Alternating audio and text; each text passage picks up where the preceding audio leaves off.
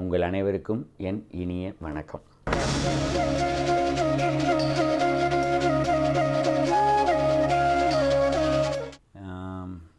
என்ன சொல்கிறது, என்னோடய குருநாதர் பாலச்சந்தர் சார் அதுலேயும் எனக்கு அவர் தான் இன்ஸ்பிரேஷன்.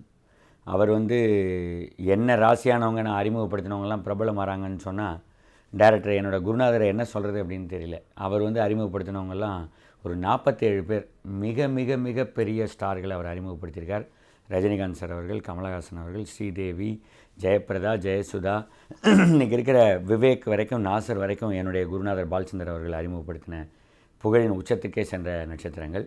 ஸோ அது ஒரு வேளை எனக்கு ஒரு இன்ஸ்பிரேஷன் அப்படின்னு சொல்லலாம், புதுமுகங்களை போட்டு படம் எடுக்கிறதுக்கு. அது தவிர புதுமுகங்களை போட்டு படம் எடுக்கிற போது அவங்களுக்கு சொல்லித்தரக்கூடிய ஒரு விஷயம் நமக்கு தெரியணும். நான் அதை என்னுடைய குருநாதர்கிட்ட தான் கற்றுக்கிட்டேன். ஸோ என்ன ஏற்கனவே நடித்து பழகியிருந்தால் அவங்களே நடிச்சிடுவாங்க. புதுசாக யாரையாவது போட்டோம்னாக்கா நம்மளுக்கு ஆக்டிங் அவங்களுக்கு சொல்லித்தரக்கூடிய ஒரு விஷயம் நமக்கு தெரியணும். அது நான் என்னுடைய குருநாதர் பாலச்சந்தர் சார்கிட்ட கற்றுக்கிட்டேன்.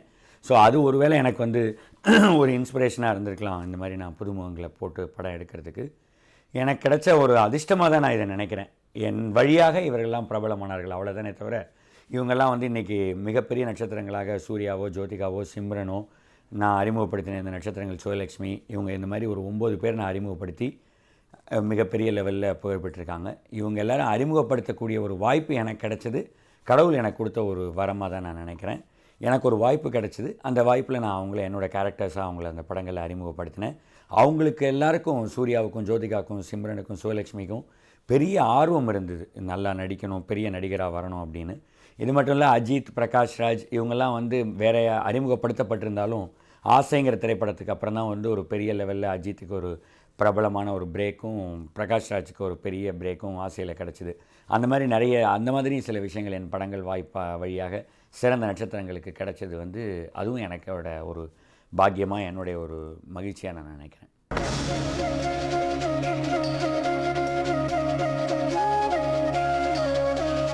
ஒரு நடிகர் நான் அப்படி பார்த்தீங்கன்னா நான் அறிமுகப்படுத்தின வேறு யாரோட நட்சத்திரங்களுடைய மகனோ மகளோ இல்லை. ஜோதிகாவோ அல்லது சிம்ரனோ யாரோட எந்த நட்சத்திரத்தோட மகனோ இல்லை. அந்த மாதிரியான ஒரு காரணங்கள்லாம் இல்லை. நான் எனக்கு ஒரு விஜய்ங்கிறவர் அப்போவே மிகவும் பிரபலமாக இருந்த ஒரு பெரிய ஒரு உச்ச நட்சத்திரம். அவரை எதிர்த்து ஒரு படத்தில் படம் முழுக்க அவரை எதிர்த்து கிளாஷ் பண்ணிகிட்டே இருக்கக்கூடிய ஒரு நட்சத்திரமாக இருக்கணுன்னாக்கா, அவர் புதுமுகமாக இருக்கிற போது அவருக்கு ஒரு சின்ன பேக்ரவுண்ட், அவர்கிட்ட ரொம்ப ஒரு அதீதமான அழகு. அவரை பார்த்தோன்னே அவர் முதல் படத்திலே பார்த்தீங்கன்னா படம் வர்றதுக்கு முன்னாடியே அவர் ஒரு டாக்கிங் பாயிண்ட் ஆனார். அவர் அப்போவே அவருக்கு பெண்கள்கிட்ட ஒரு மிகப்பெரிய வரவேற்பு இருந்தது. ஸோ காலேஜ் ஸ்டூடெண்ட்ஸ்கிட்ட ஒரு பெரிய வரவேற்பு இருந்தது. ஸோ அந்த மாதிரியான ஒரு ஆங்கிளில் தான் நான் அவரை அந்த படத்தில் அறிமுகப்படுத்தினேன். பட் அதுக்கு முன்னாடி ஒரு நிகழ்ச்சி என்ன நடந்ததுன்னா, ஆசையும் போதே நான் சூர்யாவை கேட்டேன், நீ இந்த படத்தில் நடிக்கிறீங்களா அப்படின்னு கேட்டேன்.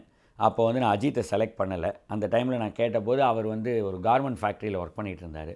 ஸோ அவர் என்ன சொன்னார், எனக்கு சினிமாலாம் வேண்டாம் சார் அப்படின்னு சொன்னார். நீங்கள் நம்ப மாட்டீங்க, அவர் அதிகமாக ஷூட்டிங் கூட பார்த்ததில்லை.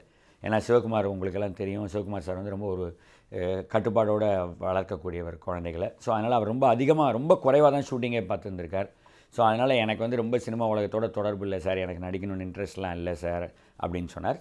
நான் கேட்டு பார்த்துட்டு சரி அப்புறம் உங்கள் இஷ்டம், ஏன்னா ஒருத்தருக்கு விருப்பம் இருந்தால் தான் நம்ம அவர் அந்த துறையில் கொண்டு வர முடியும், சரின்னு விட்டுட்டேன். அப்புறம் நேருக்கு நேரில் மறுபடியும் ஒரு வாய்ப்பு வந்தபோது என்ன தோணித்தோ தெரில, திருப்பியும் ஒரு வாட்டி இவரை இப்போ கேட்டு பார்க்கலாம், இந்த 2 வருஷத்தில் மனநிலை மாறி இருக்கலாம்னு கேட்டு பார்த்தேன். கேட்ட உடனே அவர் என்ன சொன்னார்னாக்கா, உடனே ஒத்துக்கிட்டார். அது எனக்கே ஆச்சரியமாக இருந்தது. மேபி அவர் அதுக்கப்புறம் அந்த படங்களில் நடிக்கலாம்னு முடிவுக்கு வந்திருப்பார்னு நினைக்கிறேன். அவர் ஒத்துக்கிட்டார். அதுக்கப்புறம் மற்றது எல்லாருக்கும் தெரிஞ்ச விஷயம்.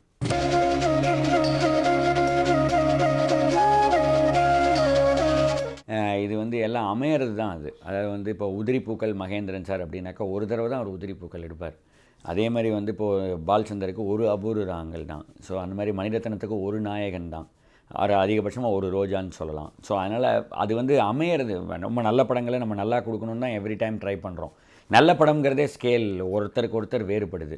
ஸோ இப்போ எங்கிட்ட என்னோடய படங்கள்லேயே பெஸ்ட்டு படங்கள் எதுன்னு இணையதளத்திலேயே சில பேர் ஒரு கம்யூனிட்டி வெப்சைட்லலாம் என்ன பேசுகிறாங்கன்னா, சில பேர் ஆசை என்னோட சிறந்த படம் அப்படின்னு சொல்கிறாங்க. இப்போ நீங்கள் கேள்வியில் கேளடி கண்மணியை கேட்குறீங்க. வேறு ஒரு குழு இருக்காங்க, அவங்க எல்லோரும் ரிதம் தான் என்னோடய பெஸ்ட்டு படம்னு நினைக்கிறாங்க. ஒரு தனிச்சுற்றில் பேசுகிற போதெல்லாம் மணிரத்னம் சாரே சோஃபார் நான் எடுத்ததில் பெஸ்ட்டு ஃபிலிம்னு என்னோடய படங்களில் ரிதமை நினச்சேன்னு என்கிட்ட சொல்லியிருக்காரு. ஸோ அதனால் ஆளுக்கால் வந்து கருத்து வேறுபடுது. நான் எவ்ரி டைம் சின்சியராக தான் ஒரு நல்ல படத்தை கொடுக்கணும்னு எடுக்கிறேன். பட் எவ்ரி டைம் ஏதாவது ஒரு படம் மாதிரி கொடுக்கணும்னு நான் எடுக்கிறதில்ல. கேளடி கண்மணி மாதிரி இன்னொரு படம் கொடுக்கணும்னு நான் எப்பயும் நினச்சதே இல்லை. ஏன்னா ஏற்கனவே கேளடி கண்மணி கொடுத்தாச்சு. நான் வெரைட்டியை தான் ட்ரை பண்ணுறேன். ஒரு நகைச்சுவைக்கு அதிக முக்கியத்துவம் இருக்கக்கூடிய படம்ங்கிற வெரைட்டிக்காக தான் பூவெல்லாம் கேட்டு ட்ரை பண்ணேன். ஒரு பைக் ஃபிலிம் மாதிரி ஒன்று பண்ணணுங்கிறதுக்காக தான் நேருக்கு நேர் ட்ரை பண்ணேன். என்னால் ஒரு படத்தில் 5 சண்டை காட்சியை நம்பணும்னா எனக்கு வந்து அப்பு மாதிரி ஒரு படம் எனக்கு தேவைப்பட்டது. அதே வந்து நான் மறுபடியும் வந்து ஒரு எமோஷ்னலான ஒரு ஃபிலிம், ஒரு ட்ரூ இன்சிடெண்ட்டை படமாக எடுக்கணும்னு நான் நினச்சது தான் ரிதம். ஸோ ஆசை வந்து ஒரு ஃபேமிலி த்ரில்லர். என்னாலையும் வந்து ஒரு வில்லனை ஸ்ட்ராங்காக வச்சு படம் எடுக்க முடியுமா அப்படிங்கிற சேலஞ்சுக்காக நான் எடுத்துக்கிட்ட படம் தான் ஆசை. இப்போ அதே மாதிரி ஒரு வில்லனை ஸ்ட்ராங்காக வச்சு நான் ட்ரை பண்ணிகிட்ருக்கிற படம் தான் சத்தம் போடாதே. ஸோ எவ்ரி டைம் நானே வந்து இது கேளடி கண்மணி மாதிரி எடுக்கணும்னு நான் முயற்சியே பண்ணுறதில்ல. நான் வேறு மாதிரி வித்தியாசமாக படங்கள் எடுக்கணும்னு தான் நான் நினைக்கிறேன்.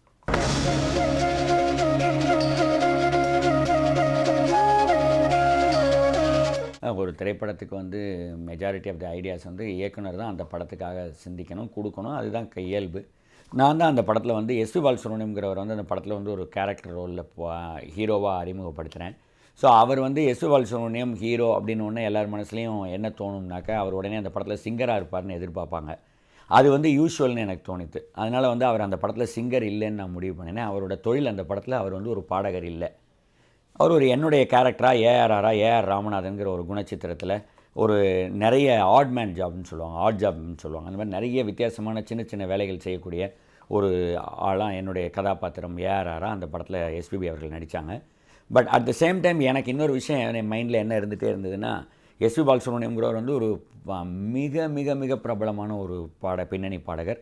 ஸோ அவரை வந்து என்ன தான் நம்ம வந்து ஒரு கதாபாத்திரமாகவே மாற்றினா கூட மக்களுடைய மனசில் at the back of their mind கண்டிப்பாக வந்து அவர் ஒரு பாடகருங்கிறத அவங்களால மறக்க முடியாது. அவங்க சப்கான்ஷியஸ் மைண்டில் அது இருக்கும். ஸோ அதுக்கு தீனி போடுற மாதிரி ஏதாவது ஒன்று வித்தியாசமாக பாடல் வடிவத்தில் இந்த படத்தில் அவர் பண்ணணும்னு நான் நினச்சேன். அதுக்கு எனக்கு ஒரு நாள் தோணின ஐடியா தான் இந்த மாதிரி ஒரு மூச்சு விடாத பாட்டு பாடினா எப்படி இருக்கும். நான் அந்த ஐடியா தோன்ற போது நிஜமாகவே நினச்சேன் அவர் வந்து மொத்த பாட்டையும் 3 நிமிஷத்தையும் மூச்சு விடாமலே பாட முடியும். பிகாஸ் அவர் அவ்வளோ திறமையான பாடகர், அதனால் அவரை பாட முடியும் அப்படின்னு தான் நான் நினச்சேன். பட் ப்ராக்டிக்கலாக பார்த்தா 3 நிமிஷம் உலகத்தில் யாராலையும் மூச்சு பிடிக்கவே முடியாது. எல்லோரும் உயிரோடு இருக்க முடியாது அந்த மாதிரி ஒரு மூச்சு பிடிச்சா. அதே நகைச்சுவையாக எஸ்பிபி என்கிட்ட குறிப்பிட்டார். நீங்கள் அந்த மாதிரி ஒரு மூச்சு விடாமல் ஒரு பாட்டு பாட சொல்கிறீங்க, நான் பாடினேன்னா அப்புறம் யாரை வச்சு படத்தை முடிப்பீங்கன்னு கேட்டார். ஸோ நிறைய பேட்டிகளில் சொல்லியிருக்கேன் நான் அதை. ஸோ அதுக்கப்புறம் தான் அதை வந்து ஒரு சரணம் மட்டும் அப்படின்னு முடிவு பண்ணினோம். நான் வந்து முதல்ல அதை வந்து ஒரு பல்லவியிலேருந்தே இருக்கலாம்னு நினச்சேன். ராஜா சார் தான் சொன்னார், இல்லை அது வந்து ஒரு சரணத்தில் வச்சுக்கலாம் அப்படின்னு.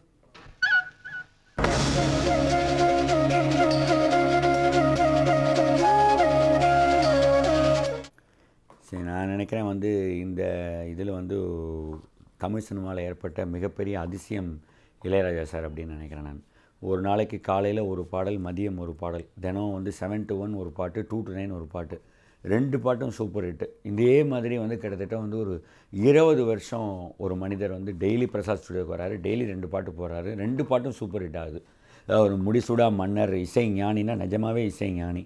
ஸோ அவ்வளோ பெரிய ஒரு இசை திறமை வாய்ந்த, நான் என்றைக்கும் அவரோட பரம விசிறி. அவர்கிட்ட வந்து நான் அசிஸ்டன்ட் டைரக்டராக சிந்து பேரவிலேருந்து புன்னகை மன்னன், புது புது அர்த்தங்கள், இந்த மாதிரி நிறைய படங்கள் என்னோடய குருநாதரோடு இருந்தபோது ஒர்க் பண்ணியிருக்கேன். ஸோ அவரோட முதல் படமே எனக்கு வந்து கேளடி கண்மணி பணிபுரிய ஒரு வாய்ப்பு கிடச்சது என்னோடய பெரிய சிறப்பாக பாக்கியமாக நான் நினைக்கிறேன். அவரோட ஒர்க் பண்ணதுங்கிற அனுபவம் வந்து எப்படி சொல்கிறதுனே தெரியல, அது ரொம்ப சந்தோஷமான ஒரு அனுபவம். ஸோ அவரோட ஒர்க் பண்ண போது நான் வந்து எங்களோட மொத்த கேளடி கண்மணியோட மொத்த கம்போசிங் அரை மணி நேரத்தில் முடிஞ்சு போச்சு. ஸோ ஒரு நாள் கதை சொல்கிறேன், உடனே உட்காரலான்னாரு, கம்போசிங் உட்காந்தார். அரை மணி நேரத்துக்குள்ளே அந்த படத்தில் வர்ற 5 பாட்டையும் கம்போஸ் பண்ணி கொடுத்துட்டார். அதுக்கப்புறம் வேறு நாளில் அதை பாடல் பதிவு பண்ணினோம். ஒருத்தர் ஒரு ஸ்டைல். ஸோ அவரோட ஒர்க் பண்ணும்போது அவர் போட்டு கொடுத்த பாடல்களில் வந்து எனக்கு வேணான்னு சொல்கிறதுக்கே பாடல் இல்லை. எனக்கு என்ன சிச்சுவேஷனோ அந்த சிச்சுவேஷனுக்கு 1 இல்லை 2 அதை விட பெட்டராகவே தான் அவர் கொடுத்தார். எதை செலக்ட் பண்ணுறதுங்கிறது எனக்கு தான் தகைப்பாக இருந்தது. ஸோ அவ்வளோ ஒரு பிரமாதமான ஒரு டியூன்களை உடனடியாக அவர் கொடுத்தார். அவரோட அப்படியே அந்த படத்தில் பணிபுரிஞ்சேன் நான். எனக்கும் அவருக்கும் நடந்த அதில் ஒரு சின்ன சுவையான சம்பவம் என்னென்னாக்கா, கேளடி கண்மணியும் போது ரீரெக்கார்டிங், அவருக்கு படம் பார்த்துட்டு டபுள் பாசிட்டிவ் பார்த்துட்டு ரொம்ப பிடிச்சது ராஜா சாருக்கு. ஸோ அவர் என்ன பண்ணாருன்னா, அவர் 2 நாளில் வழக்கமாக 3 நாள் வந்து அவர் ரீரெக்கார்டிங் பண்ணுவார் அந்த பீரியடில். ஸோ அப்போ வந்து 2 நாள் ரீரெக்கார்டிங் முடிஞ்சோடனே என்னோடய ப்ரொடியூசர் அவர்கிட்ட கேட்க சொன்னார். ஏன்னா நாங்கள் ரிலீஸ் டேட் ஃபிக்ஸ் பண்ணியிருந்தோம். ஸோ நாளைக்கு ரீரெக்கார்டிங் முடிஞ்சிடும் அப்படின்னு நினச்சிட்ருக்கோம். மறுநாள் பௌர்ணமி அவர் ஊருக்கு போகிறார். ஐயோ, நீங்கள் இந்த மாதிரி பௌர்ணமின்னு ஊருக்கு போகிறீங்களே, நீங்கள் போயிட்டு வந்தப்பறம் தானே ரெக்கார்டிங் பண்ண முடியும், நாளைக்கு முடிச்சிட்டிங்கன்னா ரீரெக்கார்டிங் முடிஞ்சிடும், படத்தை ரிலீஸ் பண்ணுறதுக்கு வசதியாக இருக்குமேன்னு கேட்குறதுக்காக போனேன். கேட்டேன். ராஜா சார் சிரிச்சார். உனக்கு யார் சொன்னால் நாளைக்கு ஒரே நாளோட ரீ ரெக்கார்டிங் முடிய போகுது அப்படின்னார். இல்லை சார், ஜென்ரலாக 3 நாள் தானே பண்ணுவீங்க, 2 நாள் முடிஞ்சு போச்சு, கிளைமேக்ஸ் வந்தாச்சா, இன்னும் 2 ரீல் தானே பேலன்ஸ் இருக்குது அப்படின்னேன். ராஜா சார் சிரிச்சுட்டே சொன்னார், அந்த 2 ரீலுக்கு நான் 3 நாள் ரீ ரெக்கார்டிங் பண்ணுறதா முடிவு பண்ணியிருக்கேன். ரொம்ப நல்ல கிளைமேக்ஸ், இது வெரி பவர்ஃபுல் கிளைமேக்ஸ், அவ்வளோ ஈஸியாக நாளைக்கு ஒரே நாளில் அதை பண்ணிட முடியாது. அதனால் அதுக்கே 2 நாள் தனியாக நான் ரீ ரெக்கார்டிங் பண்ண போகிறேன், நான் ஊருக்கு போயிட்டு வந்து பண்ணித்தரேன்ட்டு ஒரே நாள் ஒரு பௌர்ணமிக்கு போயிட்டு வந்து 2 நாள் தனியாக ரீ ரெக்கார்டிங் கிளைமேக்ஸ்க்கு மட்டுமே பண்ணினார். அதே மாதிரி அந்த ரீ ரெக்கார்டிங்லாம் அவ்வளோ பிரமாதமாக கேளடிக்கிற மணியில் ரீ ரெக்கார்டிங் பண்ணியிருந்தார். ஸோ அதோட ஃபைனல் ரீ ரெக்கார்டிங் முடிகிற போது பிரசாத் ஸ்டுடியோவில் ராஜா சார் இந்த மாதிரி ஒரு சேனலுக்கு முன்னாடி நின்றுட்டுருக்காரு. அதுக்கு ஃப்ரண்ட்டில் சேர் போட்டிருக்கு, ஸ்க்ரீன் அந்த பக்கம் இருக்குது, நான் அந்த சேரில் உட்காந்துருக்கேன். கூட ஒரு 10-15 பேர் இருக்காங்க, ப்ரொடக்ஷன் பீப்புள், ப்ரொடியூசர், வேறு கம்பெனிலேருந்து அவர்கிட்ட கால் ஷீட் கேட்க வந்தவங்க எல்லோரும், ஒரு பெரிய கூட்டம், இண்டஸ்ட்ரி ஆட்கள் எல்லோரும் இருக்காங்க அந்த ரூமுக்குள்ளே. அப்போ ராஜா சார் என்னை பார்த்து கேட்குறாரு, அவர் இருக்கிற சேனலில் இருந்துட்டு சத்தமாக கேட்குறாரு, என்ன வசந்த், நீங்கள் நினச்ச மாதிரி ரீ ரெக்கார்டிங் வந்திருக்கா அப்படின்னு. நான் சொன்னேன், அப்போ ராஜா சார் அப்படிங்கிறது எல்லாருக்குமே தெரியும் அவர்கிட்ட. நான் என்னவோ முதலேருந்தே இயல்பாக அவர்கிட்ட வந்து நல்ல ஒரு இயல்பாக பழகுவேனா. அவர் என்கிட்ட கேட்டார், என்ன வசந்த், நீங்கள் நினச்ச மாதிரி வந்திருக்கா அப்படின்னு கேட்டார் ரீ ரெக்கார்டிங். நான் வரல சார் அப்படின்னு சொன்னேன். ஒரு செகண்ட் அங்கே எல்லோரும் சைலண்ட்டு, இருக்கவங்க எல்லோரும் என்னை திரும்பி பார்க்குறாங்க. என் ப்ரொடியூசர் பயந்துட்டார், சுந்தரம் சார். நான் உடனே ஒரு செகண்ட் சைலன்ஸ் கேப் கொடுத்துட்டு ராஜா சாரை பார்த்து, சார் நான் நினச்ச மாதிரி வந்திருக்கான்னு கேட்டிங்க, அதுக்கு தான் இல்லைன்னு சொன்னேன், ஏன்னா நான் நினச்சதை விட பிரமாதமாக வந்திருக்கு அப்படின்னு சொன்னேன். ராஜா சாரே பயங்கரமாக சிரித்தார். ஸோ வந்து எனக்கு வந்து அவரோட பணி புரிஞ்சதுங்கிறது வந்து ஒரு ரொம்ப ரொம்ப ஒரு சந்தோஷமான ஒரு அனுபவமாக அந்த படத்தில் இருந்தது. அப்புறம் தேவா சார் அப்படின்னு கேட்டிங்கன்னா, தேவா சார்கிட்ட வந்து நான் முதல்ல ஒர்க் பண்ண வந்தபோது நான் அவர்கிட்ட கேட்டதே, தேவா சார்னா கானா பாடல் அல்லது வந்து இப்போல்லாம் குத்துப்பாட்டுன்னு சொல்கிறாங்க, ஒரு டப்பாங்குத்து பாட்டு, அது டப்பாவை தான் காணும், அப்புறமா குத்தாயிடுச்சு அது. ஸோ அதனால் ஒரே டங்கு டக்கான் இருக்கிற அவர் ரொம்ப ஹெவியாக மக்களுக்கு ரொம்ப பிடிக்கக்கூடிய பாடல்களை நிறைய கொடுக்கக்கூடிய ஒரு இசையமைப்பாளர். அவர் சிறந்த இசையமைப்பாளர், உழைக்கிறதுக்கு தயங்காத, கடுமையாக உழைக்கக்கூடிய ஒரு மிக நல்ல மனிதர் தேவா அவர்கள். ஸோ அவர்கிட்ட நான் கேட்டேன், இந்த மாதிரி நம்ம ஒரு படம் ஒர்க் பண்ணுறோம், எனக்கு மெலடி தான் ரொம்ப பிடிக்கும், நிச்சயமாக உங்கள்கிட்ட இருக்கிற பெஸ்ட்டு மெலடிஸை நம்ம சேர்ந்து ஒர்க் பண்ணி போடணும் அப்படின்னு சொன்னேன் நான். ஸோ அவர் வந்து என்கிட்ட யாரும் அந்த மாதிரி கேட்கல வசந்த் சார், அதனால தான் நான் போடலை, நீங்கள் கேட்குறீங்க, we will give the best அப்படின்னு சொன்னார். ஸோ அப்படி தான் புல்வெளி பாட்டோ அல்லது நேருக்கு நேரில் வந்த எங்கெங்கே பாட்டோ, அதுக்கப்புறம் அப்புவில் வந்த பாடல்களோ, ஸோ அவரோட வந்து பெஸ்ட்டு மெலடிஸ் வந்து ஒர்க் பண்ணக்கூடிய ஒரு வாய்ப்பு எனக்கு கிடச்சிது. ரஹ்மான் சாரை என்ன சொல்கிறதுன்னு தெரில, அவர் வந்து அது இன்னொரு மிகப்பெரிய ஒரு மியூசிக்கல் ஜீனியஸ் அவர். ஸோ அவர் வந்து ஒரு இன்டர்நேஷ்னல் லெவலில் ஒரு ஆண்ட்ராய்டு வெப்பர் லெவலுக்கு நம்ம தமிழ்நாட்டிலேருந்து ஒரு இசையமைப்பாளர் போய் அவருடைய ஆல்பத்துக்கெல்லாம் இசையமைக்கிறதுங்கிறது நம்ம ஒவ்வொரு தமிழனும் பெருமைப்பட வேண்டிய விஷயம். ஸோ அவர் வந்து ஒரு டெக்னோ மியூசிஷியன் நான் நினைக்கிறேன். ஸோ முதல்ல தமிழ்நாட்டுக்கோ இந்தியாவுக்கோ வந்த ஒரு டெக்னோ மியூசிஷியன் திரு ரஹ்மான் அவர்கள். அவர் வந்து அவர் பழமையையும் புதுமையையும் அவர் கலந்த மாதிரி யாராவது கலந்துருப்பாங்களான்னு தெரியல. ஸோ அவர் வந்து ஒரு பழைய பாடல்களோட ரசிகர், அந்த பெஸ்ட்டு டியூன் அண்ட் மெலடியும் இருக்கும், அட் தி சேம் டைம் அது வந்து நியூ ஏஜ் மியூசிக்காகவும் இருக்கும். ஸோ அந்த அளவுக்கு ஒரு மிக மிக திறமையான ஒரு இசையமைப்பாளர். அவரோட ரிதம் படம் பணிபுரிஞ்சது வந்து இன்னொரு மறக்க முடியாத அனுபவம். ஸோ அவ்வளோ பெரிய மியூசிக் டைரக்டர்கிட்ட நம்ம போகிற போது அவருக்கு ஏதாவது சேலஞ்சிங்காக ஒரு வேலை கொடுக்கணுங்கிறதுனால தான் நான் வந்து அந்த படத்தில் வந்து 5 எலிமெண்ட்ஸ்ன்னு சொல்கிறேன், அந்த நிலம், நீர், நெருப்பு, காற்று, ஆகாயம், இதை பேஸ் பண்ணி இந்த 5 பாடல்களும் இருக்கணும், ஒரு பாட்டும் ஒரு எலிமெண்ட்டை பேஸ் பண்ணி இருக்கணும்னு அவர்கிட்ட சொன்னேன். அதனால் நீங்கள் பார்த்தீங்கன்னா அவர் அந்த டியூன் கம்போசிங் ஸ்டேஜிலேருந்து அதுக்கு அவர் செலக்ட் பண்ண ராகத்துலேருந்து எல்லாமே வந்து எப்படி இருக்கும்னா, காற்றுனா அப்படியே எதமாக வருடி கொடுக்குற பாட்டாக தான் அதில் இருக்கும். அதில் இருக்கிற இன்ஸ்ட்ருமெண்ட்ஸ்லாம் கூட வந்து ஏர் ப்ளோயிங் இன்ஸ்ட்ருமெண்ட்டாகவே தான் அவர் யூஸ் பண்ணார். அதே மாதிரி தண்ணின்னு பார்த்தீங்கன்னா அது அப்படியே ஒரு வாட்டர் ஃப்ளோயிங்கில் என்ன ஒரு ஃபீலிங் வருமோ அதுதான் அந்த தீம் தரனா பாட்டில் இருக்கும். ஸோ ஒரு பாட்டையும் அந்த மாதிரி வந்து அப்படியே ஒரு ஃப்ளையிங் குவாலிட்டி, அப்படியே வானத்தில் பறக்கிற மாதிரியான ஒரு குவாலிட்டி தான், அப்படியே இறகெல்லாம் வந்து விரிச்சுண்டு எதமாக பறக்கிற ஒரு குவாலிட்டி தான் கலகலவென பொழியும் மேகம் எங்கு செல்லுதோ அந்த பாட்டில் இருக்கும். அது வானத்தை பற்றின பாட்டு. இந்த மாதிரி வந்து ஒரு பாட்டுக்கும் வந்து அவர் அந்த மாதிரி ஒரு பிரமாதமாக இசையமைச்சிருப்பார். ஐ திங்க் தட்ஸ் எனக்கு என்னால் வாழ்க்கையில் மறக்க முடியாத ஒரு அனுபவம், நான் ரஹ்மான் சாரோட ஒர்க் பண்ணது அந்த படத்தில்.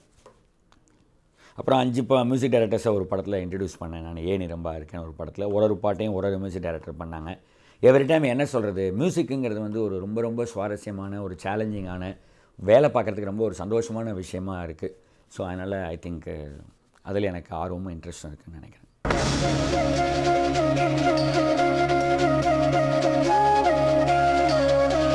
அப்போ வந்து அவர் ஒரே ஒரு படம் தான் பூவெல்லாம் கேட்டு பாரும்போது யுவன் பண்ணியிருந்தார். அரவிந்தன் ஒரு படம் ரிலீஸ் ஆகிருந்தது, அதான் அவரோட முதல் படம். அதுக்கு அடுத்த படமாக நான் வந்து பூவெல்லாம் கேட்டு பாரு அவர்கிட்ட ஒர்க் பண்ணேன். அப்போ வந்து எனக்கு தெரிஞ்சு என்ன சொல்கிறது, என் மொபைல் ஃபோனை வச்சுட்டு விளையாடிக்கிட்டு என்னோட பண்ணுற ஒரு சின்ன குழந்த மாதிரி தான் அவர் அப்போவே. ஆனால் அந்த குழந்தையாக அவர் வந்து விளையாடுற போது தான் இருப்பாரே தவிர, இசையமைக்கும் போது அப்போவே வந்து அந்த பாடல்கள் ஒரு பாட்டும் நல்லா போடணுங்கிற அந்த வேகமும் வெறியும் அவருக்கு அப்போவே அவ்வளோ சின்ன வயசுலேயே இருந்தது. அதுலேருந்து கிட்டத்தட்ட இப்போ வந்து 10 வருடங்கள் ஆகிவிட்டது. இந்த 10 வருடங்களுக்குள்ளே யுவன்கிறவர் வந்து மிகப்பெரிய புகழோட உச்சிக்கே போயிருக்காரு. இப்போ ஒர்க் பண்ணுற போது எனக்கு பார்த்தாக்கா அதே சமத்து குழந்தை, எனக்கு அதே மாதிரி இன்னமும் மொபைல் விளையாடுறது அந்த விளையாட்டுத்தனங்கள்லாம் இருக்குது. கல்யாணம்லாம் ஆயிருந்தா கூட அதே மாதிரி ஃப்ரெண்ட்லியாக, அதே மாதிரி he will give a very comfort feeling for the others who is over working with him. So அதே மாதிரி தான் இன்னமும் இருக்கார். அவருக்கு வந்து அவர் இல்லை வேறு யாரோ தான் அந்த புகழெலாம் அடைஞ்சாங்கன்ற அளவுக்கு அதே மாதிரி எளிமையாக அதே மாதிரி தான் இருக்கார். எனக்கு எந்த வித்தியாசமும் தெரியல. அதே மாதிரி ஒரு வேகத்தோடையும் வெறியோடையும் இன்னும் சிறந்ததாக பண்ணணும் தான் இருப்பார். எப்போயுமே ஒரு பாசிட்டிவாக இருப்பார். வி வில் ராக்கெட்னு தான் அப்பையும் சொன்னோம், நானும் அவரும் சேர்ந்த போது. இப்பயும் அதே தான் சொல்லிக்கிறோம். நிச்சயமாக ஐ திங்க் இந்த படத்தில் ரொம்ப ஒரு வித்தியாசமான இசை சத்தம் போடாதையிலேருந்து வசந்த், யுவன் சங்கர் ராஜா கூட்டணியில் வரும்.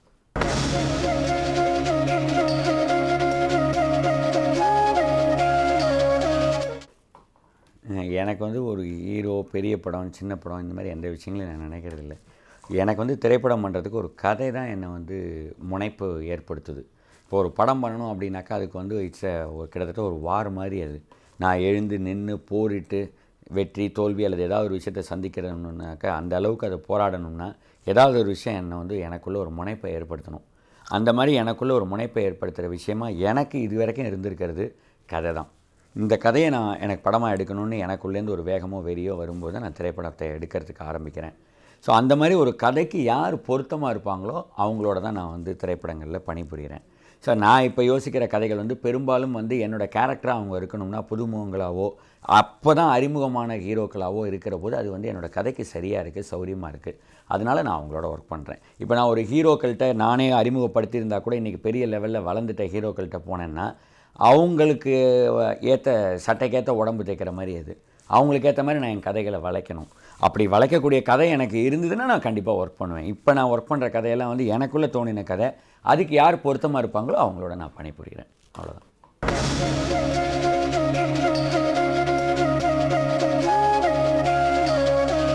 நான் சத்தம் போடாதே படத்தில் வந்து பிருத்திவிராஜோட பணிபுரிகிறேன். அவர் வந்து நான் அறிமுகப்படுத்தலை. அவரை வந்து பாரிஜாதம் படத்தில் வந்து பாக்யராஜ் சார் தான் அறிமுகப்படுத்தினார். அவர் ஏற்கனவே மலையாளத்தில் நிறைய படங்கள் பண்ணியிருக்கவர். இப்போ வந்து மொழியின் கூட ஒரு படம் பண்ணிகிட்ருக்காரு. நான் இப்போ இந்த சத்தம் போடாதே படத்தில் ஐ திங்க் அவரோட பர்ஃபார்மன்ஸை பற்றி நான் எப்படி நினைக்கிறேன்னா இன்னொரு மிகப்பெரிய ஹீரோ தமிழ் சினிமாவுக்கு கிடச்சிருக்காரு. அவர் வந்து ரொம்ப அழகாக இருக்கார், ரொம்ப நல்லா நடிக்கிறாரு, ரொம்ப நல்லா டான்ஸ் ஆடுறாரு, நல்ல உயரமாக இருக்கார். இப்போ நிச்சயமாக ஒரு பெரிய அளவில் தமிழ் சினிமாவில் பேசப்படக்கூடிய ஒரு மிகச்சிறந்த நடிகராக பிருத்திவிராஜ் வருவார். நம்ம பாட்டியை தவிர எனக்கு தெரிஞ்ச எல்லா கேர்ள்ஸையும் போட்டோ எடுத்துட்டேன். ஒன்னும் ஒர்க் அவுட் ஆற மாதிரி தெரியல. நான் வேற ரொம்ப நல்ல பையனா, எனக்கு கேர்ள் ஃப்ரெண்ட்ஸே கம்மி. நிஜமாப்பா? அந்த கேர்ள்ஸ்லயும் அழகான கண்ணு இருக்கிறவங்க யாருமே இல்ல. நாளைக்கு ஏதோ மகளிர் மாநாடு இருக்கு, அங்க போய் ட்ரை பண்ணு. அது இல்லம்மா, சரியான கண்ணா இருந்தா ஐலாஷ் கம்மியா இருக்கு, இல்ல ஐப்ரோஸ் தின்னா இருக்கு. எல்லாமே சரியா இருந்தா எக்ஸ்பிரஷன் வரல. உனக்கு எக்ஸ்பிரஷன் வாங்க தெரியல. ஏன் கண்ணெல்லாம் பார்த்தா கண்ணா தெரியலையா? என்ன சொன்ன ராஜு? ஒண்ணும் இல்ல, சாப்பிடுன்னு சொன்னேன். ஆமா, போட்டோ கொடுக்க எப்ப லாஸ்ட் டேட்? 3 days தான் இருக்கு. 3 days-ஆ? ஓ, காலேஜ்க்கு லேட் ஆச்சு, நான் கிளம்புறேன். ஐஸ்கிரீம் சாப்பிடல? நீயே சாப்பிடு. பை. என் கண்ணை பார்த்தது இல்லையா?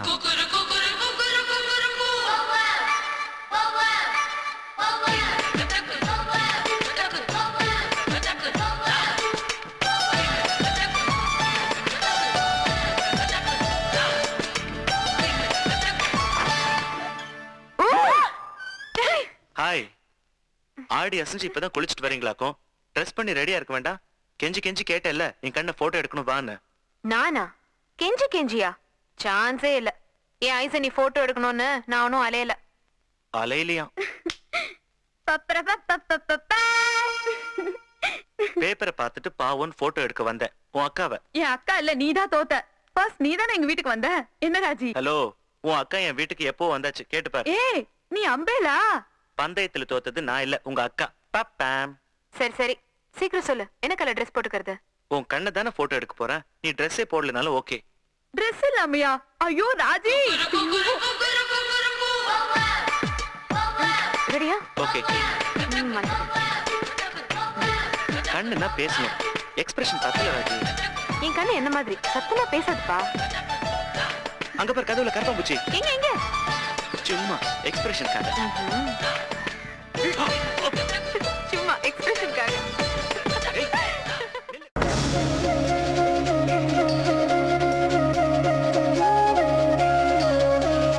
நான் எப்பவுமே யூனிட் எப்படி பார்க்குறேன்னு கேட்டிங்கன்னா, நம்ம வந்து புது புது இசையமைப்பாளர்களோட இது வரைக்கும் நான் 9 படத்தில் வந்து நிறைய தடவை எல்லா வெரைட்டி ஆஃப் மியூசிக் டைரக்டர்ஸோட ஒர்க் பண்ணியிருக்கேன். 9 படத்துக்கும் 9 ஒளிப்பதிவாளர்களோட ஒர்க் பண்ணியிருக்கேன். ஸோ எடிட்டர்ஸ் நிறைய தடவை மாற்றி மாற்றி ஒர்க் பண்ணியிருக்கேன். இது எதுனாலையும் இல்லை. அதாவது எப்படின்னாக்கா, முதல்ல வந்து நம்ம தொழிலில் நமக்கு இருக்கிற நம்பிக்கையை தாண்டி நம்ம புதுசாக யாரையாவது அறிமுகப்படுத்தணும் இல்லையா? ஒரு கேமராமேனை அறிமுகப்படுத்துறதுங்கிறது ஒரு நல்ல விஷயம். நான் ஏற்கனவே ரிதமில் ஒரு கேமராமேனை அறிமுகப்படுத்தினேன், வினோத்னு. அவர் வந்து இன்றைக்கி வந்து பாம்பேயில் ஒரு அட்வர்டைஸ்மெண்ட் ஃபிலிம் வேர்ல்டில் ஒரு மிகப்பெரிய கேமராமேன். அவர் தான் வந்து யாஷ் சோப்ரா ஃபிலிம்ஸ், நீலன் நிக்கில், அந்த மாதிரி நிறைய ஹிந்தி படங்களுக்கு ஒளிப்பதிவாளர். ஸோ அந்த மாதிரி மை ஒய்ஃப் மர்டர்லேருந்து ஆரம்பித்து நிறைய ஹிந்தி படங்களுக்கு அவர் தான் ஒளிப்பதிவாளர். இன்றைக்கி பாம்பேயில் மிகவும் மக்களால் விரும்பப்படக்கூடிய ஒரு ஒளிப்பதிவாளராக அவர் இருக்கார். அவர்கிட்ட அந்த ரிதம் படத்துலேயே வந்து உதவியாளராக பணிபுரிஞ்சவரை தான் இந்த படத்தில், சத்தம் போடாதே படத்தில், தினேஷ்னு அவருக்கு பேர், அவரை வந்து இந்த படத்தில் நான் அறிமுகப்படுத்துகிறேன். ஸோ இந்த மாதிரி புதுசாக அறிமுகப்படுத்துறதுல வந்து நான் நடிகைகளுக்கு எப்படி சொல்கிறேனோ அதே தான் அது டெக்னீஷியன்ஸ்க்கும் பொருந்தும். எனக்கு அறிமுகப்படுத்தலாம்ங்கிற தைரியம் இருக்குது, அறிமுகப்படுத்தணுங்கிற ஆசை இருக்குது. அறிமுகப்படுத்தினவங்க பெரிய ஆளாகிற போது நமக்கு வந்து ஒரு மகிழ்ச்சியும் திருப்தியும் சந்தோஷமும் கிடைக்குது. அதோட இது எல்லாத்தையும் தாண்டி எனக்கு ஒரு செல்ஃபிஷ் மோட்டிவும் அதில் இருக்குது. ஸோ ஒரே ஆட்களோடு நம்ம பணிபுரிகிற போது நம்ம மாற்றிக்க முடியாது. ஸோ நம்ம முடிஞ்ச வரைக்கும் தான் நம்ம புதுப்பிச்சுக்க முடியும். புது ஆட்களோடு நம்ம ஒர்க் பண்ணுற போது நம்ம வந்து அதே ஃப்ரேம் வைக்கவோ அதே விஷயத்தை மறுபடியும் ரிப்பீட் பண்ணவோ வாய்ப்புகள் குறைவு. ஸோ ஒரு புது காம்பினேஷனில் நம்ம புதுசாக வேறு ஏதாவது வித்தியாசங்கள் ட்ரை பண்ணலாமே அப்படிங்கிற ஒரு ஆர்வம் தான்.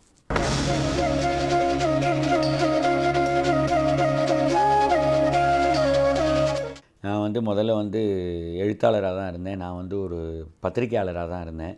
கிட்டத்தட்ட ஒரு 500 பேட்டி கட்டுரைகளுக்கு மேலே இந்தியன் எக்ஸ்பிரஸ், ஆவி, கல்கி, குமுதம், விகடன் எல்லா தமிழ்நாட்டினுடைய பிரபலமான பத்திரிகைகள்லையும் நான் வந்து கட்டுரைகள் எழுதியிருக்கேன், கதைகள் எழுதியிருக்கேன். முதல் பரிசு கதைகளுக்காக வாங்கியிருக்கேன். ஸோ நான் வந்து என்னுடைய வாழ்க்கையை வந்து ஒரு எழுத்தாளராகவும் பத்திரிகையாளராகவும் தான் ஆரம்பித்தேன். நான் வந்து சினிமாவுக்கு வரலன்னா நிச்சயமாக வந்து ஒரு முழுநேர எழுத்தாளராக கூட நான் போய் சேர்ந்துருக்கலாம். ஸோ அதனால் எனக்கு வந்து படிக்கிறத விட எனக்கு சந்தோஷம் தரக்கூடிய விஷயம் கதைகளையோ நாவல்களையோ படிக்கிறத விட சந்தோஷம் தரக்கூடிய விஷயம் எனக்கு எதுவுமே கிடையாது. அதனால் தினம் ஏதாவது படிச்சுட்டே இருக்கேன். நாவல்கள்ங்கிறது வந்து மிகச்சிறந்த நாவல்கள்லாம் தமிழில் இருக்குது. அதனால தான் அதை திரைப்படமாக எடுக்கணுங்கிற ஒரு தீவிரத்துலேயும் நான் இருக்கேன். 2-3 நாவல்களுக்கு ஸ்க்ரீன் ப்ளே பண்ணியே வச்சுருக்கேன். அதை வந்து ஒரு நல்ல குறைஞ்ச பட்ஜெட்லேயே படமாக எடுக்க முடியும். அதுக்கு சரியான தயாரிப்பாளர்கள் அமையலை இன்னும். அதுக்காக தேடிக்கிட்டு இருக்கேன். கண்டிப்பாக விரைவில் தமிழில் வந்து நல்ல நாவல்களை நான் ஒரு திரைப்படமாக எடுப்பேன். அதுதான் என்னுடைய ஆசை.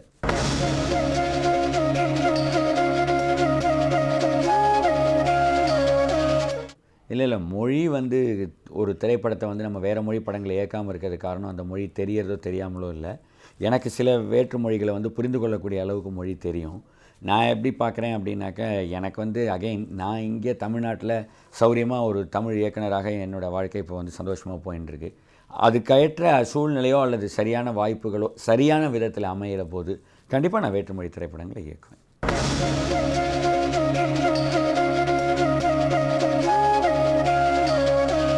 நான் அந்த மாதிரி ஒரு விஷயத்த வந்து சினிமாவுக்கு ஒரு ட்ரெண்ட் இருக்குது. இப்போ இந்த காலகட்டத்தில் இந்த மாதிரி தான் பேர் வைக்கணும், ஷார்ட்டாக தான் பேர் வைக்கணும், லாங்காக தான் பேர் வைக்கணும், இந்த குத்துப்பாட்டு இருந்தால் தான் படம் ஓடும், இந்த மாதிரியான எந்த ஒரு ஃபார்முலாவை தான் ட்ரெண்டும்பாங்க, ட்ரெண்டை தான் ஃபார்முலாம்பாங்க. அதுக்குள்ளே மாட்டிக்கிறதுல எனக்கு எப்போயுமே விருப்பம் கிடையாது.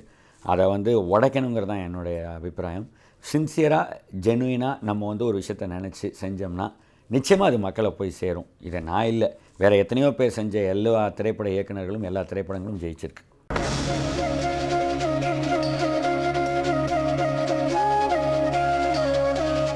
வந்து ஒரே ஒரு சீன் ஒரே ஒரு படம்னு நம்ம எடுத்த படத்தில் எப்படி சொல்கிறது அப்படின்னு எனக்கு தெரியல. நான் அது ஏதாவது அதுக்கு ஒரு லாஜிக் சொல்லிட்டு வேணால் சொல்கிறேன். நான் வந்து ஏதோ ஒரு விஷயத்தை வந்து எனக்கு ரொம்ப பிடிச்ச படம்னு நான் 9 படம் எடுத்திருக்கேன். அதில் ஒரே ஒரு படத்தை எனக்கு ரொம்ப பிடிச்ச படம் நான் சொல்லணும் அப்படின்னா, சினிமான்னு நீங்கள் எடுக்க ஆரம்பிச்சிட்டிங்கன்னா உங்கள் கதை எழுதுறது மாதிரி இல்லை. கதை எழுதுறது வந்து உங்களுக்கு வந்து ஒரு பேனா பேப்பர் கிடச்சா போகிறோம், அதில் எழுதிடலாம். இப்போல்லாம் வந்து மெயில் இதுலேயே கம்ப்யூட்டர்லேயே நீங்கள் அடிச்சிடலாம். இதை அடித்தோடனே உங்கள் மனசில் இருந்ததெல்லாம் ஆல்மோஸ்ட் உங்களை யாரும் தடுக்க போகிறதில்ல. நீங்கள் நினச்சபடி அந்த கதை உருவாயிடும். சப்போஸ் அது ஒரு பத்திரிக்கையில் நீங்கள் வெளியிடணும்னு நினச்சிங்கன்னா மட்டும்தான் அந்த பத்திரிகை ஆசிரியரோ அந்த பத்திரிகை எடிட்டோரியலோ கொஞ்சோண்டு அதை எடிட் பண்ண வாய்ப்பு இருக்குது. அந்த அளவுக்கு தான் அந்த கதைக்கு காம்ப்ரமைஸ் நடக்கும். அதை கூட நீங்கள் ஒரு மிக பிரபலமான எழுத்தாளராக இருந்தீங்கன்னா அதை தடுத்துட முடியும். ஆனால் திரைப்படம் அப்படி இல்லை. நான் யோசித்த கதையை வந்து திரைப்படம் ஆகிறதுக்குள்ளே நான் வந்து அதுக்குள்ளே இசையை சேர்க்கணும், அதுக்குள்ளே ஒளிப்பதிவு வழியாக அந்த கதையை சொல்லணும், அதுக்குள்ளே வந்து ஒரு நடிகைகள் நடித்து தான் அந்த கதை வந்து மக்கள்கிட்டே போய் சேர முடியும். ஸோ இத்தனை டிபார்ட்மெண்ட் அதை தாண்டி போகிற போது ஏகப்பட்ட காம்ப்ரமைஸ் அதில் நடக்க வாய்ப்பு இருக்குது. காம்ப்ரமைஸ் இல்லாமல் ஒரு திரைப்படம் உருவாகவே முடியாது. இருக்கிறதுக்குள்ளே அதிகபட்சமாக நான் நினச்சது ஒரு படத்தில் எதில் வெளியில் வந்திருக்கு, எதில் நான் கம்மியாக காம்ப்ரமைஸ் பண்ணியிருக்கேன், அது எனக்கு ரொம்ப பிடிச்ச படமாக இருக்குது. இந்த லாஜிக்லேருந்து பார்த்தோம்னா இது வரைக்கும் நான் எடுத்ததில் எனக்கு ரிதம் படம் என் மனசுக்கு ரொம்ப திருப்தியாக எனக்கு ரொம்ப பிடிச்ச மாதிரி வந்த ஒரு திரைப்படம். அதை விடவும் அதிகமாக எனக்கு ரொம்ப மனசுக்கு பிடிச்சி திருப்தியாக வந்தது வந்து ஒரு குறும்படம், தக்கையின் மீது 4 கண்கள் அப்படின்னு நான் எடுத்த ஒரு குறும்படம். திரு சா கந்தசாமி அவர்களுடைய கதை அது வந்து இந்தியன் பனோரமாக்கெல்லாம் செலக்ட் ஆச்சு. அந்த குறும்படம் தான் வந்து எனக்கு கிட்டத்தட்ட ஒரு 90% சந்தோஷத்தை கொடுத்ததுன்னு சொல்லலாம்.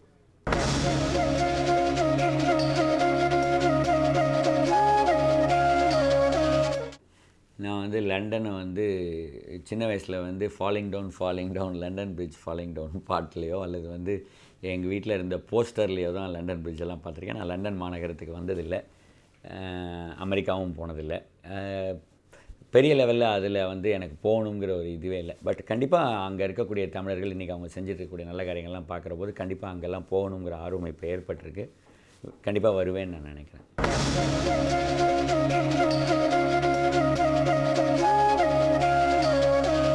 நான் வந்து செட்டில் வந்து நடித்து காமிப்பேன் எல்லா காட்சிகளையும். பட் வந்து எனக்கு வந்து நடிகனாகணுங்கிற ஒரு ஆர்வம் கிடையவே கிடையாது.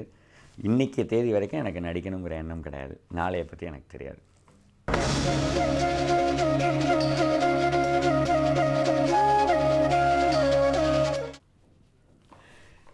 இது ஒரு இயக்குனர் அப்படின்னாக்கா அந்த இயக்குனருக்கு வந்து அந்த துறையை சேர்ந்த எல்லா விஷயங்களும் தெரியணும். அப்போ தான் அவர் வந்து ஒரு முழுமையான இயக்குனர் அப்படின்னு நான் நினைக்கிறேன்.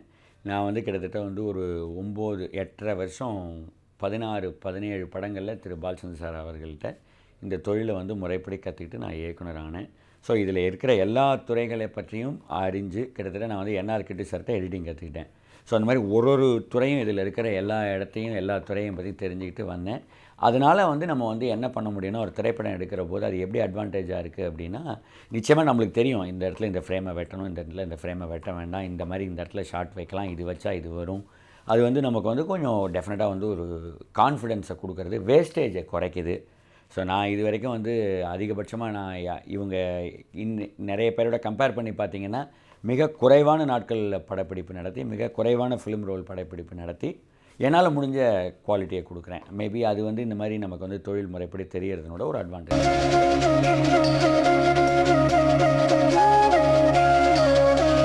நான் டிஜிட்டல் கேமராவை வந்து எப்படி பார்க்குறேன்னாக்கா ஒரு தொழில்நுட்பத்தினுடைய அடுத்த வளர்ச்சி, அது வரவேற்கப்பட வேண்டிய விஷயம். பட் என்னோடய சிற்றறிவு கேட்டிய வரை நான் வந்து இன்னும் எல்லார்ட்டையும் எனக்கு தெரிஞ்ச ஒளிப்பதிவாளர்கள், ஒளிப்பதிவு மேதைகள் எல்லார்ட்டையும் நான் வந்து இதில் ஆர்வம் வச்சு நான் பேசுகிற போது எனக்கு கிடைக்கிறது என்னென்னு கேட்டிங்கன்னா, ஃபிலிமை அடிச்சுக்கிறதுக்கு விஷயமே கிடையாது. ஃபிலிமோட ரெசல்யூஷனே வேறு. ஃபிலிமோட ரெசல்யூஷனோட பர்சன்டேஜ் வந்து இன்னும் டிஜிட்டல் கிட்டத்தட்ட அதை நெருங்கிக்கிட்டு இருக்குது. ஆல்மோஸ்ட் வந்துடுச்சு, ஆனால் இன்னும் வரலை. பட் அப்பையும் நம்ம என்ன தப்பாக புரிஞ்சுக்கிறோன்னா, அந்த டிஜிட்டலில் வெறும் படம் பிடிச்சா பத்தாது, படம் பிடிக்கிறதோடு அந்த டிஜிட்டல் இருக்கக்கூடாது. அதுக்கப்புறம் அது ஃபிலிம்ங்கிற ஒரு விஷயத்துக்குள்ளேயே போகாமல் டிஜிட்டலாகவே அது வந்து டெலிகாஸ்ட் வரைக்கும் போகணும். டெலிகாஸ்ட் மாதிரி தியேட்டர்களெல்லாம் அது என்றைக்கு வந்து காட்டப்படுதோ அன்றைக்கி தான் வந்து அது ஃபிலிமுக்குள்ளே ட்ரான்ஸ்ஃபார்மே ஆகலை. அப்போது வந்து அதோட குவாலிட்டிங்கிறது ரொம்ப பிரமிக்கத்தக்க வகையில் இருக்கும். அது வருங்காலத்தில் விரைவில் நடந்துடும். அது நடக்கிற போது அதை அடிச்சுக்கிறதுக்கோ அதை பற்றி பேசுகிறதுக்கோ ஒன்றுமே கிடையாது. இப்போதைக்கு ராஜா ஃபிலிம் தான் அப்படின்னு நான் நினைக்கிறேன்.